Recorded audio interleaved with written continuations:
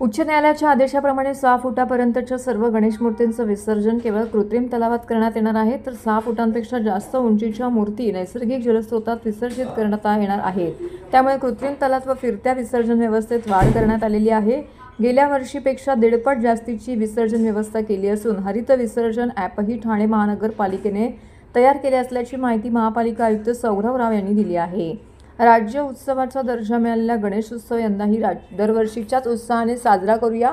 नागरिकांची कोणतीही गैरसोय होणार नाही याची काळजी घेऊन गणपती बाप्पाच्या आशीर्वादाने उत्सव निर्विघ्नपणे साजरा करूया असं आवाहन आयुक्त सौरभ राव यांनी केलेलं आहे.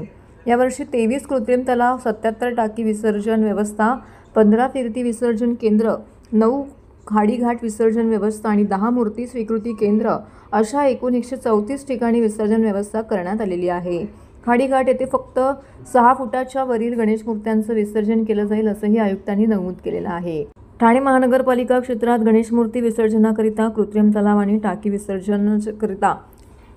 विसर्जन व्यवस्था करण्यात आली असून उथळचे प्रभाग समिती, नौपाडा प्रभाग समिती, कळवा प्रभाग समिती, दिवा, मुंब्रा, माजीवाडा तसेच लोकमान्य वागळे प्रभाग समिती अंतर्गत या संपूर्ण ह्याची नियोजन करण्यात आलेलं आहे.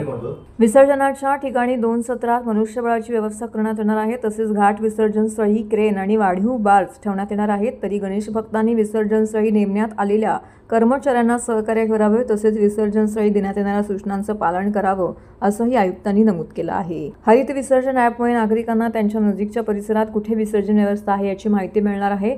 तसेच ठाणे महानगरपालिकेने फिरत्या विसर्जन व्यवस्थेसोबतच तयार केलेले मार्गही दिले जाणार आहेत. तर नागरिकांनी हरित विसर्जन ॲपवर नोंदणी करावी, शासनाचे अनुपालन करण्यास सहकार्य करावे असं आवाहन आयुक्त सौरभ राव यांनी केलं आहे.